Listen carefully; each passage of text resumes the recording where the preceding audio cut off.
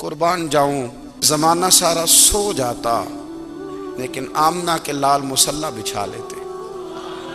دنیا سو گئی ساری، سب سو گئے، جو خدام تھے وہ جو غلام تھے وہ سو گئے. صحیح مسلم نے لفظ ملیں گے، سیدہ پاک فرماتی ہیں او میرے نبی کے غلاموں، میں نے یہ رنگ بھی دیکھا ہے کہ حضور نے اتنا کھڑے رہے، اتنا قیام کیا، اتنا قیام کیا کہ مقدس پیروں میں ورم آ گئے، سوج گئے پیر.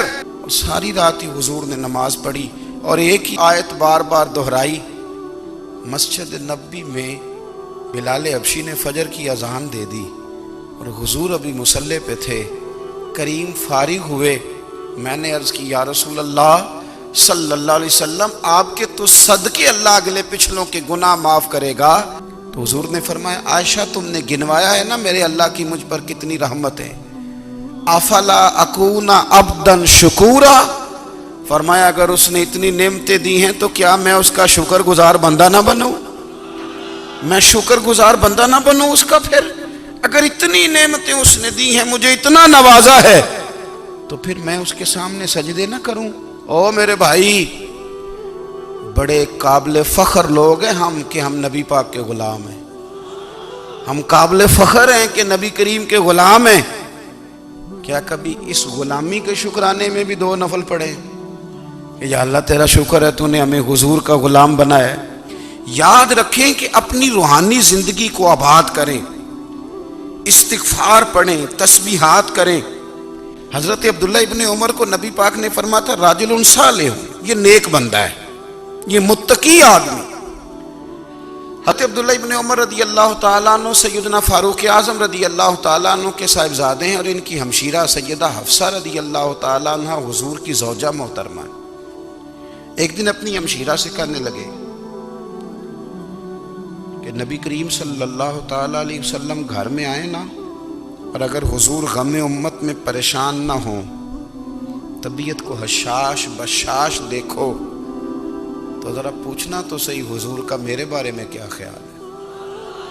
حضرت عبداللہ ابن عمر رضی اللہ تعالیٰ عنہ کے بارے میں پوچھا تو سیدہ فرماتی ہیں کہ نبی کریم صلی اللہ تعالیٰ علیہ وسلم نہ زیر لب مسکرائے اور فرمایا حفصہ تیرا بھائی ہے تو اچھا، لیکن میں نے سنا ہے کہ عشاء کی نماز پڑھتا ہے تو فجر تک سویا ہی رہتا ہے. او نوجوانوں، 10 بجے تک سونے کی بات نہیں ہوئی، 9 بجے تک سونے کی بات نہیں ہوئی، 11 بجے اٹھنے کی بات نہیں. حضور فرمانے لگے میں نے سنا ہے کہ عشاء کی نماز پڑھ کے سو جاتا ہے اور فجر تک سویا ہی رہتا ہے، اسے چاہیے کہ تہجد کے وقت اٹھا کرے، اللہ کی بارگاہ میں حاضر ہوا کرے، آہوزاری کرے، سجدے کرے، عبادت کرے. اٹھتا ہے اور فجر میں جا کے اٹھتا ہے. حضرت جناب حفصہ رضی اللہ تعالیٰ عنہ کہتی ہے میں نے جناب عبداللہ ابن عمر کو پیغام دیا اور میں نے کہا میرے جوان بھائی سن. نبی پاک نے فرمایا ہے تو اچھا پر تہجد میں نہیں اٹھتا، نفل نہیں پڑھتا. او میری ملت کے جوانوں، مزہ نہیں آ جاتا جب ساری دنیا سوئی ہو، ساری دنیا، اور بستر بھی گرم ہو اور نیند بھی پورا غلبہ کر رہی ہو، اور اچانک گھنٹی بجے دماغ میں، آنکھ کھلے، گھڑی پہ نظر پڑے، 3:30 4 بجے کا پیغام گھڑی بتائے، اور کوئی چڑھتی جوانی والا اٹھ کے وضو کرے، اور جب وہ مصلی کھول کے بچھائے تو مدینے والے محبوب کہتے ہیں کہ ہر نماز پہ رب ثواب دیتا ہے، اور جو اٹھ کے تہجد کی نماز پڑھے اسے دیکھ کے تو رب مسکراتا ہے، جو اس کی شان کے لائق ہے، جو اس کی شان کے لائق، وہ مسکراتا ہے، خوش ہوتا ہے کہ میرا بندہ تہجد میں اٹھ گیا، وہ مسکراتا ہے. کاش ہماری صبحیں کبھی اپنے مالک کے نام ہو جائیں.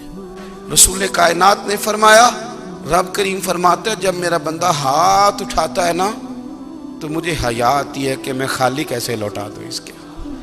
اتنے بڑے بادشاہ کی بارگاہ میں اپنی روحانی زندگی آباد کریں، اپنے مصلی کو وقت دیں، اور دنیا سے چھپ کر اس موبائل کو بند کر کے اور اپنے آپ سے بھی چھپ کے اور تنہا ہو کے چھپا کے سارا کچھ اپنے آنسو اپنے رب کی بارگاہ میں پیش کریں، اس کے حضور حاضری دیں۔ سنو نا ترمذی کی حدیث، اور اسے یاد رکھنا، نبی پاک علیہ السلام نے فرمایا اپنے دکھ لوگوں کے سامنے نہ بیان کرنا، سیٹھوں نوابوں کو نہ بتاتے پھرنا، دنیا داروں کے سامنے جا کے نہ رونا کہ میں تکلیف میں ہوں، پر میں اگر دنیا داروں کو دکھ بتاؤ گے رب تمہیں کبھی غنی نہیں کرے گا۔ اور لوگ ہیں کہ الٹا مذاق اڑائیں گے آپ کی، جس سے بڑی پکی یاری ہے نا، پکی لوگوں کی تعلقات آپ کے ساتھ تب تک ہیں جب تک آپ ان سے کوئی ضرورت وابستہ نہیں کرتے۔ کریم ابو فرمانے لگے بندوں کے سامنے دکھ نہ بیان کرنا، اللہ تجھے کبھی غنی نہیں کرے گا، تو اپنے دکھ اپنے رب کو بتا، تو دعائیں مانگ، تو اس کی بارگاہ میں حاضر ہو، تو اس کے حضور عرض کر۔ فرمایا اپنے دکھ اپنے رب کو بتا، وہ جلدی کرے یا دیر سے کرے تجھے ساری دنیا سے بے نیاز کر دے گا، تجھے کسی کا محتاج نہیں رہنے دے گا۔ حضرت ابو الحسن رحمۃ اللہ تعالی علیہ حضرت معاذ ابن جبل رضی اللہ تعالیٰ عنہ کے پاس بیٹھا کرتے تھے۔ فرماتے ہیں ان سے جو پیار بڑھا تو پھر میرا مصلی سے بھی بڑھ گیا۔ تابعی ہیں، فرماتے ہیں صحابی رسول سے محبت ہوئی تو ذکر سے بھی ہو گئی، پھر درود شریف سے بھی ہو گئی، محبت ان سے بڑھی تو پھر اللہ نے مسجد کا پیار بھی بڑھا دیا۔ آپ فرماتے ہیں کہ میری ہر وقت طبیعت چاہتی تھی کہ بس اللہ اللہ کروں، بس اللہ اللہ کروں، بس نہ میں ذرا تھوڑی جان چھڑاؤں لوگوں سے، کو 10 منٹ ملے تو میں کچھ 4 نفل پڑھ لوں، میں تھوڑا سا نہ بچوں لوگوں سے، اور مجھے تسبیح ملے تو میں نہ کچھ 400-500 دفعہ استغفار پڑھوں، سبحان اللہ، الحمدللہ، اللہ اکبر، لا حول ولا قوت الا باللہ، میں نہ تسبیحات پڑھوں۔ فرماتے ہیں کہ بچے تھے گھر میں 6-7، غربت تھی، کام ملتا کوئی نہیں تھا، اور میں کام چور نہیں تھا، کام ڈھونڈتا تھا، پر اللہ کی قدرت کے کام نہیں ملتا تھا۔ فرماتے ہیں کہ میں نے ایک دن اپنی اہلیہ سے کہا کہ آج میں پھر جاتا ہوں کام ڈھونڈنے، تو میری بیوی بڑی فرما بردار تھی، پر اس دن نہ غربت کے ہاتھوں تنگ آ کے کہنے لگی آج نانا کوئی تو چیز لے کے آیا، تو مجھ سے بچوں کی بھوک نہیں دیکھی جاتی، یہ سب روگاں دا روگ محمد جس دا نام غریبی، کنڈ بلا کے لنگ جاندے نہیں دوست یار قریبی، آج نہ کچھ لے کے آیا تو میں بچے لے کے میکے چلی جاؤں گی۔ شیخ فرماتے ہیں کہ میں بڑا پریشان گھر سے نکلا، پر میں نے صبح سے لے کے زور تک کام ڈھونڈا، کام ملا کوئی نہیں، تو میرے دل میں خیال آیا چلو کام نہیں ملتا تو اللہ اللہ تو کرے نا، چلو بندوں کی مزدوری نہیں ملتی تو رب کریم کی عبادت ہی کرتے ہیں۔ فرماتے ہیں کہ میں نے نا فرات کے پانی سے وضو کیا، نہر کے، شدید دھوپ تھی، ساتھ ریت تھی اور ریت تپ رہی تھی، میں نے اپنا رومال وہیں مصلی کے طور پر بچھا لیا، اور فرماتے ہیں کہ زور سے لے کر عصر تک نماز پڑھی، دھوپ بھی پورے زور پہ، پر میرے سجدے کا ذوق بھی پورے زور پہ۔ فرماتے ہیں سورج بھی چمک رہا ہے اور رب کی عبادت کا ذوق بھی پورے زور پہ، میں سجدہ کروں تو پھر میرا اٹھانے کو جی نہ چاہے۔ میرے استاد لکھا کرتے تھے، یہ ان کا شعر ہے، وہ کہا کرتے تھے مجھے سوز دے، مجھے ساز دے، اور مجھے نیم شب کا نیاز دے، دم سجدہ خود کو میں توڑ دوں، مجھے ایسا ذوق نماز دے، اور میں تیری بہار کا پھول ہوں، میں کھلا بھی ہوں تو تیرے لیے، مجھے میری شاخ سے توڑ لے، مجھے اپنی زلف کا ناز دے۔ بھائی فرماتے ہیں کہ عصر تک میں نے نفل پڑھے، دل ڈھلنے لگا، عصر کی نماز پڑھی اور میں وہاں سے چلا۔ اب میں جب نکلنے لگا تو دل میں خیال آیا کہ چھوٹی چھوٹی دیواریں ہیں گھر کی، بغیر کچھ لیے جاؤں گا تو بیوی دور سے دیکھے گی تو شور کرے گی کہ پھر خالی ہاتھ آ گیا ہے۔ کہتے میں نے اپنے اسی رومال میں جس پہ میں نے نماز پڑھی تھی نا، رومال میں کی آخی دے پنجابی جو صافہ کہتے ہیں، اسی میں نا میں نے کچھ ریت بھر لی کہ وہ دور سے دیکھے گی تو سمجھے گی کچھ لے کے آیا ہے، چلو جا کے اسے بتا دوں گا کہ آج پھر مزدوری نہیں ملی۔ کہتے ہیں وہ ریت لے کر جب میں گھر میں گیا تو پہلے بیوی دروازے پہ کھڑی ہوتی تھی، پوچھتی تھی خالی ہاتھ آ گئے ہو؟ آج میں نے دیکھا تو ہے ہی کوئی نہیں۔ فرماتے ہیں میں اندر داخل ہوا, سلام لی, ایک کونے میں میں نے وہ رومال رکھ دیا اور میں نے آواز دی کہ بھلی مانس کہاں ہو؟ تو وہ کہنے لگی آپ منہ ہاتھ دھو لیں, میں روٹی لے کے آئی. میں نے کہا روٹی کہاں سے آ گئی؟ یہاں تو کئی دنوں کے فاقے, تو کئی دنوں کی غربت ہے, یہاں تو اس گھر میں تو فقیری ہے. فرماتے ہیں کہ وہ روٹی لے کے آئی اور اس وقت کی جو موجودہ نعمتیں تھیں, سمجھ لیں سلاد, اچار, ہر چیز ساتھ لائی. میں نے کہا کہ بچے کہاں گئے؟ کہنے لگی وہ کھانا کھا کے کھیلنے گئے, آپ کھانا کھا لیں آ جاتے. کھانا اس نے چن دیا.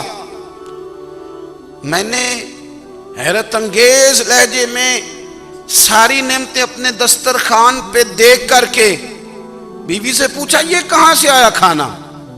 بچوں کو تو نے کہاں سے کھانا کھلایا؟ یہ سارا کچھ کیسا ہے؟ کہنے لگی پتہ نہیں آج آپ کس کریم کی مزدوری کرنے چلے گئے تھے, پتہ نہیں کس کریم کی. میرے گھر میں تو اتنی نعمتیں آئی ہیں کہ مجھ سے سنبھالی نہیں جا رہی, اتنا اناج ہے, اتنا گندم ہے, کس کریم کے دروازے آج چلے گئے تھے؟ یہ کہتے کہتے وہ اٹھی اور اٹھ کر کے کہنے لگی پہلے ہی بڑا کچھ آیا تھا, اب کیا لے آئے ہو؟ اور جا کر کے نا اس نے وہ ریت والا رومال کھولا. کہنے لگے میں تو لے کے آیا تھا ریت, تو میرے رب نے اسے بھی سونے اور ہیرے بنا دیا تھا. میرے نبی پاک صلی اللہ تعالی علیہ وسلم نے فرمایا ہر چیز اپنے رب سے مانگ, ہر چیز مانگ, ہر چیز مانگ. یا رسول اللہ کیا کچھ؟ میرے محبوب نے فرمایا تیرے گھر میں نمک بھی ختم ہو جائے تو وہ بھی اپنے رب سے مانگا کر. تو مانگنا, وہ تجھے دے گا, تو اس کی بارگاہ میں کشکول طلب دراز تو کرنا. ایک بزرگ فرماتے ہیں میں نے دعا مانگنے کا طریقہ اپنی بیوی سے سیکھا. دعا مانگنے کا طریقہ اپنی, سیکھنے والے تو اپنے بچوں سے بھی سیکھ لیتے ہیں, سیکھنے والے تو ہر ایک سے سیکھتے ہیں. وہ کہتے ہیں میں نے دعا مانگنے کا سلیقہ اپنی بیوی سے سیکھا ہے. حضرت وہ کس طرح؟ فرمانے لگے میری بیوی نے نا مجھے کوئی کام بتایا, کچھ پیسوں کی ضرورت کے لیے کہا, تو میں نے اسے کہا کہ بھئی ابھی میرے پاس نہیں ہے, کچھ دنوں میں آتے ہیں تو میں دے دوں گا. عورتوں کی عادت ہوتی ہے وہ بار بار یاد کراتی ہیں. 2-4 دنوں کے بعد پھر اس نے کہا حضرت وہ میں نے کہا تھا کچھ پیسے, میں نے اسے کہا کہ ابھی میرے پاس نہیں ہے, کچھ دنوں میں ملتے ہیں تو میں تمہیں دے دوں گا. اس نے کچھ دنوں کے بعد پھر کہا حضور وہ میں نے کچھ پیسے کہے تھے. فرماتے میں نے ڈانٹ دیا, میں نے کہا کہ کیا تو روز مجھے شرمندہ کرتی ہے, کہا نا میرے پاس نہیں ہے, ہوں گے تو دے دوں گا, تو روز یاد کراتی ہے. فرماتے ہیں اس نے پہلے تو میری ڈانٹ کو سہا, پھر میرے سخت جملوں نے اس کی آنکھوں میں آنسو پیدا کر دیے, پھر اس نے اپنے آنچل میں اپنے اس دکھ کو سمیٹا, اور پھر اس نے ایک جملہ کہا تو میں رو پڑا اور مجھے اپنے رب سے مانگنے کا طریقہ آ گیا. مجھے کہنے لگی حضرت جی آپ نے ڈانٹ دیا, میں نے سہ لیا, پر آپ ہی میرے شوہر ہیں, بتائیں نا آپ سے نہ کہوں تو میں کس سے جا کے کہوں. فرماتے ہیں میں رو پڑا اور میں کھل کے رویا اور میں تڑپ کے رویا, اور پھر میری سسکیاں بند گئیں. تو مجھے کہنے لگی آپ کو کیا ہوا؟ میں نے کہا مجھے بھی دعا مانگنی آ گئی ہے. جب میں اسے کہوں گا نا اللہ تو ہی میرا رب ہے, میں تجھ سے نہ کہوں تو میں کس سے جا کے کہوں؟ میں کیوں کسی بندے سے سوال کروں, میں کیوں کسی دنیا دار سے کہوں؟ میں تیرے بندوں کا, نیک بندوں کا وسیلہ لے کے, تیرے محبوب کی غلامی لے کے تیری بارگاہ میں آیا, تجھ سے نہ مانگوں تو کس سے مانگوں؟ سمجھ آ گئی ہے. جب میں اس رنگ میں مانگوں گا تو پھر رب میرے اوپر بڑا ہی فضل فرمائے گا, وہ میرے اوپر بڑی رحمت کرے گا, وہ میرے لیے آسانیاں کرے. عزیز دوستو ہم اس طرح کرنے لگ گئے ہیں کہ ہم نے نا اپنے تعلقات پر اعتماد کرنا شروع کر دیا ہے. میرے تعلقات بہت ہیں. ہم نے اپنی دولت پر اعتماد کرنا شروع کر دیا ہے, میرے پاس دولت بہت ہے. ہم نے اپنے علم پر, اپنی شہرت پر اعتماد کرنا شروع کر دیا ہے کہ میرے پاس فلاں چیز بہت ہے. یاد رکھنا جب بے نیاز اپنی صفت بے نیازی دکھاتا ہے تو بڑی بڑی دولتوں والے مجبور نظر آتے ہیں. بھائیو جب انسان کا رشتہ اپنے مالک کے ساتھ ہوتا ہے پھر تو غم بھی کچھ نہیں کہتے, پریشانیاں بھی کچھ نہیں کہتی, پھر تو زندگی صبر والی, پھر تو زندگی توکل والی, پھر تو زندگی بھروسے والی. پھر انسان اپنے آپ کو رسوا نہیں کرتا. دنیا داروں سے امیدیں اس کی ختم ہو جاتی، امیدیں اللہ رسول سے لگا لیتا ہے، مضبوط ہو جاتا ہے، مضبوط، طاقتور ہو جاتا ہے، خوددار ہو جاتا ہے، باوقار باعزت ہو جاتا ہے۔ حضرت عبداللہ ابن عمر رضی اللہ تعالیٰ عنہ حضرت عمر کے صاحبزادے ہیں، مکہ مکرمہ میں ان کی قبر ہے۔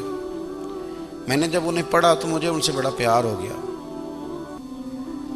لیکن آپ کو پتہ ہے وہاں جا کے کسی شخص کا مزار تلاش کرنا یا پوچھنا ایک مشکل کام ہوتا ہے۔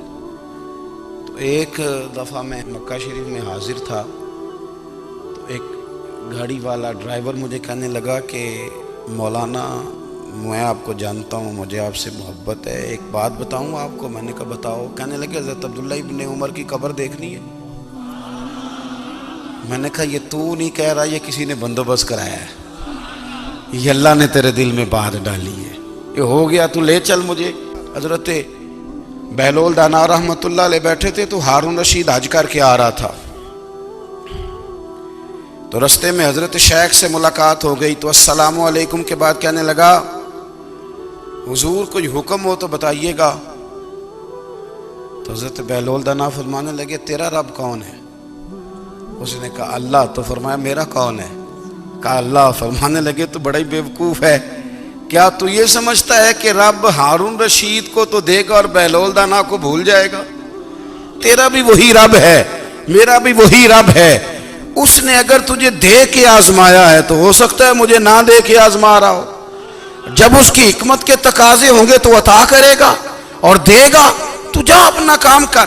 بھائی اپنی روحانی زندگی، اپنی عبادات، اپنے وظائف، اپنے روزمرہ کے معاملات، اپنی دعائیں، اپنا استغفار، دیکھو کوئی مشکل کام تو نہیں، 2 رکوع ہیں سورہ واقعہ کے، اگر رات کو پڑھ لی جائیں تو۔ میں کس طرح یہ بات بیان کروں کہ تعویذ بانٹنا آسان ہے اور وظیفہ بتانا مشکل ہے۔ سارا دن تعویذ بانٹیں تو لوگ لینے کو تیار ہیں، اور اگر آپ وظیفہ بتائیں تو کہتے ہیں تو مشکل کام ہے۔ او خدا کے بندے، اگر آپ کا تعلق قرآن پاک کے ساتھ مضبوط ہو، قرآن پاک کے ساتھ اگر آپ کا رشتہ ہو، لوگ سفارشیں ڈھونڈتے ہیں نا دنیا میں، کوئی تعلق مل جائے تو میرا کام ہو جائے۔ دنیا میں اتنا مشکل معاملہ ہے، آخرت میں مجھے بتائیے گا کتنا مشکل معاملہ ہوگا۔ میرے نبی پاک صلی اللہ تعالی علیہ وسلم نے فرمایا جو لوگ سورہ ملک پڑھا کرتے تھے نا، سورہ ملک، یہ سورت ملک قیامت میں ان کی سفارش کرے گی، اور اس طرح کرے گی کہ کہے گی اے اللہ یا اس بندے کو جنت میں داخل کر دے یا مجھے قرآن پاک سے علیحدہ کر دے۔ تو رب فرمائے گا جا اس کا دامن تھام کے اسے جنت تک پہنچایا۔ آپ بات کو سمجھیں، جب آپ کے تعلقات اپنے معاملات کے ساتھ مضبوط ہوں گے، یہ نبی کریم نے وعدہ کیا ہے کہ تو سورت واقعہ پڑھ تیرے گھر میں فاقہ نہیں آئے گا۔ حضرت عبداللہ ابن مسعود رضی اللہ تعالیٰ عنہ بیمار تھے، تو حضرت عثمان غنی رضی اللہ تعالیٰ عنہ تیمارداری کے لیے تشریف لے گئے، اور جا کر کے کہا کہ آپ بڑے بیمار ہیں، آپ کی بیٹیاں زیادہ ہیں، میں چاہتا ہوں کہ خزانے میں سے کچھ مدد کروں۔ تو سیدنا عبداللہ ابن مسعود رضی اللہ تعالیٰ عنہ اٹھ کے بیٹھ گئے اور کہنے لگے امیر المومنین، اللہ آپ کو میری طرف سے، میری بیٹیوں کی طرف سے بہتر صلہ دے، میری بیٹیوں کو کسی خزانے کی ضرورت نہیں، میں نے انہیں خزانہ دے دیا ہے۔ کہا جناب آپ نے کون سا خزانہ دیا ہے، میں آپ کے مالی معاملات کو جانتا ہوں۔ تو فرمانے لگے امیر المومنین، میرے نبی کریم نے فرمایا ہے جو سورت واقعہ پڑھے اسے کبھی فاقہ نہیں آتا، میں نے بیٹیوں کو یاد کرا دی ہے، یہ خزانہ میں نے انہیں دے دیا ہے۔ وہ سارے والدین سنیں جو بیٹیوں کے لیے پریشان رہتے ہیں۔ حضرت عبداللہ ابن مسعود نصیحت کر رہے ہیں، فرمانے لگے میں نے سورت واقعہ یاد بھی کرا دی ہے، پڑھنے کی عادت بھی ڈال دی ہے۔ حضور نے فرمایا ہے جو سورت واقعہ پڑھے اسے فاقہ نہیں آتا۔ کہنے لگے چاند تو اپنی جگہ چھوڑ سکتا ہے، سورج گر سکتا ہے، تارے ٹوٹ سکتے ہیں، پر مدینے والے رسول کی بات غلط نہیں ہو سکتی۔ حضور نے فرمایا فاقہ نہیں آئے گا تو انشاءاللہ کبھی بھی نہیں آئے گا۔ کرنے کا کام یہ ہے کہ ہم اپنے معاملات، اپنی عبادات، اپنی دعائیں، کبھی 10 منٹ عادت ہو جائے نا دعا مانگنے کی علیحدہ سے رات کو۔ حضور نے فرمایا جو فرض نماز کے بعد دعا مانگے اللہ اس کی قبول کر لیتا ہے۔ نبی پاک صلی اللہ تعالی علیہ وسلم نے فرمایا اللہ مسافر کی دعا قبول فرماتا ہے۔ حضور نے فرمایا اللہ مظلوم کی دعا قبول فرماتا ہے۔ حضور نے فرمایا بیمار سے دعا کراؤ اللہ اس کی دعا قبول فرماتا ہے۔ میرے نبی پاک نے فرمایا ماں باپ جب بھی اولاد کے لیے ہاتھ اٹھائیں، ویسے تے بلے شاہ تو آسمانی اڈدیاں ہی پھڑ دیں، جڑا گھر بیٹھا انہوں بڑھیا ہی نہیں۔ حضور فرمانے لگے ماں باپ جب بھی اولاد کے لیے دعا فرمائیں اللہ ان کی دعا کو قبول کرتا ہے۔ آپ اپنا تعلق بنائیں، دعا کے ساتھ، عبادت کے ساتھ، مصلی کے ساتھ رشتہ بنائیں، استغفار پڑھیں۔ صلاح الدین ایوبی صلیبی جنگوں میں تھے، رات کو مسجد اقصی میں نماز پڑھی تو پریشان تھے۔ ایک بزرگ سے ملاقات ہوئی تو وہ کہنے لگے کہ آپ بڑے پریشان ہیں۔ کہنے لگے حضور پریشان اس لیے ہوں کہ پہلے ہی مسلمان کمزور ہے، اب میں نے سنا ہے دشمن کا ایک بحری بیڑا وہ جنگی سامان سے بھرا ہوا آ رہا ہے، تو اب ان کے پاس اور تلواریں اور نیزے آ جائیں گے، مسلمانوں کے پاس پہلے ہی وسائل کی کمی ہے، پریشان ہو کس طرح کر کے مقابلہ کریں گے۔ یہ بات کہتے ہی صلاح الدین ایوبی نے بزرگوں سے کہا حضور آپ بھی دعا کرنا، دعا کی بڑی طاقت ہے۔ میرے نبی پاک نے فرمایا دعا مومن کا ہتھیار ہے، دعا مومن کا۔ حضور نے فرمایا تقدیر کو سوائے دعا کے کوئی چیز نہیں بدل سکتی، دعا مومن کا ہتھیار ہے، یہ کافر کے پاس کوئی نہیں، یہ ہتھیار ہے مومن کا۔ اللہ کرے آپ کو سمجھ آئے، پھر سنیں، کئی بار کہہ چکا ہوں یہ ہتھیار ہے۔ کافر کے مقابلے میں جو تیرے پاس سب سے بڑا ہتھیار ہے وہ دعا ہے۔ دعائیں کرانی چھوڑ دی، کرنی چھوڑ دی، لینی چھوڑ دی۔ حضرت سیدنا انس بن مالک رضی اللہ تعالیٰ عنہ فرمایا کرتے تھے میں نے وہ رنگ دیکھا ہے جب حضور دعا مانگتے تھے اور حضور کی مقدس آنکھوں میں آنسو بھی ساتھ ہی بہا کرتے تھے، میں نے وہ انداز دیکھا ہے۔ تو صلاح الدین ایوبی بزرگ سے کہنے لگے آپ بھی دعا کیجیے، اور خود رونے لگے اور سر سجدے میں رکھ کے رونے لگے، اور عشاء سے لے کر فجر تک روئے، خوب روئے۔ صبح وہ بزرگ آئے تو صلاح الدین ایوبی کا خوبصورت اور ہنستا ہوا چہرہ دیکھا، کہنے لگے آپ بڑے خوش ہیں، رات تو میں نے بڑے روتے ہوئے دیکھا تھا۔ تو کہنے لگے حضور وہ جو بحری بیڑا آ رہا تھا نا وہ پانی میں ڈوب گیا ہے، اب وہ نہیں آ رہا، ابھی خبر آئی ہے تو میں بڑا خوش ہوں۔ بزرگ کہنے لگے اوٹ سینے سے لگ اور سن ایک بات، وہ بحری بیڑا پانی میں نہیں ڈوبا، وہ تیرے آنسوؤں میں ڈوب گیا ہے۔ وہ جو تو رات رویا ہے نا رب کریم کی بارگاہ میں تو وہ ڈوب گیا ہے۔ بھائی اپنا مصلی کا، عبادت کا، وظائف کا، اللہ اللہ کا سلسلہ اس کو مضبوط کریں، اپنی دعاؤں کے تعلق کو مضبوط کریں۔ دعائیں بڑے انقلاب برپا کر دیتی ہیں۔ ہم تھوڑے تھوڑے نا جب سے خشک ہوئے ہیں نا، خشک، اور میری تو جماعت ہی صوفیاء کی جماعت تھی، ہم تو داتا علی اجمیری کی جماعت سے، ہم تو خواجہ اجمیری کی جماعت سے، ہم تو شیخ احمد فاروق سرہندی کی جماعت سے، ہم تو صوفیاء کی جماعت۔ ہماری جماعت نے بھی وہ تعلق جو ہمارے بزرگوں نے بنایا تھا۔ بزرگ اللہ کے قریب کیسے جاتا ہے؟ تو ہمارے یہاں نا بہت سارے لوگ کہتے ہیں جی نظر ہو گئی تو کام ہو گیا۔ بھائی جو بخاری مسلم میں طریقہ ہے نا اللہ کا قرب پانے کا وہ تو نفل ہے۔ نبی کریم علیہ السلام نے فرمایا بندہ نفلوں کے ذریعے رب کے قریب جاتا ہے، اور اتنا قریب جاتا ہے کہ پھر اللہ اس کی زبان بن جاتا ہے، اللہ اس کی آنکھیں بن جاتا ہے، کان بن جاتا ہے، ہاتھ اور پیر بن جاتا ہے۔ تو یہ تو عبادت ہے، یہ تو اللہ کی بارگاہ کی حاضری ہے جو آپ کو اللہ کے قریب کرے گی۔ تو اپنے نماز کو اہمیت دے کے ادا کریں، نمازیں موبائل بند کر کے ادا کریں۔ لیکن نا کچھ لوگ کہتے ہیں مجھے ٹائم نہیں ملتا نماز کا، تو میں کہتا ہوں یہ آپ نے بڑی جرت کی بات کی ہے۔ مجھے کو میرا پیر بھائی کہا تھا نا میرے پاس ٹائم نہیں آپ کو ملنے کا، تو میں کہتا ہوں آج کے بعد آنا ہی نہ۔ تو کیا سمجھتا ہے تو بہت بڑا آدمی ہے، تیرے پاس ٹائم نہیں ہے اور ہمیں ملنے کا ٹائم، موج کر۔ تو آپ نے اللہ رسول کو کہہ دیا ٹائم نہیں۔ اور عجیب فلسفہ ہے نا، کہا جائے نماز پڑھنے آؤ تو کہتے ہیں کپڑے ٹھیک نہیں، اور کہا جائے کہ آؤ ذرا دعوت پہ چلیں تو کہتے ہیں 1 منٹ ٹھہر میں کپڑے بدل کے آیا۔ نماز کے لیے کہا تو کہتے ہیں ٹھیک نہیں، دعوت کے لیے کہا تو کہتے ہیں میں ذرا تیاری کر لوں، یوں جانا مناسب نہیں۔ یہ معاملہ ٹھیک نہیں۔ رب تو فرماتا ہے کہ جب تم مسجد میں آ تو زینت اختیار کر کے آ، خوب ذوق سے دعا مانگے، خوب شوق سے نماز پڑھیں، خوب استغفار کا مزاج بنائیں۔ آپ لوگوں کے بیچ رہ کے سکھ حاصل کرنا چاہتے ہیں، لیکن آپ کو پتہ ہے کئی مہینے غار حرا میں رہنا بھی مدینے والے محبوب کا طریقہ ہے۔ ہر سال اعتکاف بیٹھنا الگ سے، یہ بھی حضور کا طریقہ ہے۔ مسجد نبوی کے اندر دروازہ کھلتا تھا نبی کریم کا، پر گھر کے اندر نفل پڑھے نبی پاک، اور حضور فرماتے ہیں کچھ نفل نماز گھر میں بھی پڑھا کرو، گھر کو قبرستان نہ بناؤ۔ ہمارا گھر اللہ کے ذکر سے آباد ہوگا اگر ہم نماز پڑھیں گے نا۔ میں جب سنت پڑھنے کے لیے گھر میں کھڑا ہوتا ہوں تو میرا جو 2.5-3 سال کا بیٹا ہے نا، وہ بھی میرے ساتھ نماز پڑھنی شروع کر دے۔ اسے پتہ کوئی نہیں نماز کیا ہوتی ہے، لیکن وہ بھی نا سجدہ نہ بھی کرنا ہے تو ساتھ لیٹ ضرور جاتا ہے۔ پتہ چلا بچے لیکچر دینے سے نماز نہیں پڑھتے، نماز شروع کر دیں تو بچے بھی شروع کر دیتے ہیں۔ ہم جب پریشان ہوتے ہیں تو لیکچر دیتے ہیں، تو لیکچر تو باہر شاید چل جائے، گھر میں کیسے چلے گا؟ گھر میں تو عمل چلے گا۔ تو میرے عزیز، آج کے اس روحانی اجتماع میں ہمارے دوستوں نے جو محنت کی، ہم نے بار بار اپنی نیت سے پوچھا خدا ہمیں معاف کرے اگر کوئی ذاتی شہرت ہے، کوئی ہمارے ذاتی مفادات ہیں، رب ہمیں ہدایت دے۔ ہماری یہ خواہش تھی کہ روحانی اجتماع ہمیں تھوڑا سا اللہ اور اس کے رسول کے جانب مائل کرے، کچھ ہمارا رشتہ مصلی کے ساتھ مضبوط